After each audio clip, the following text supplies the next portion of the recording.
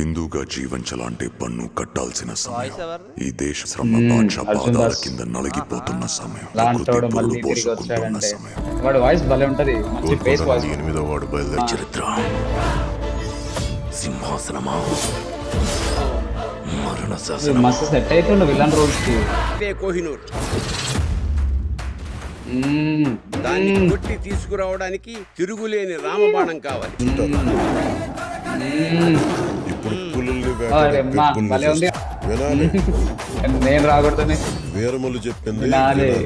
వినాలి. మా వెర్రివిస్తున్న మావయ్యవు కదూ. ఆంది వచ్చేసింది.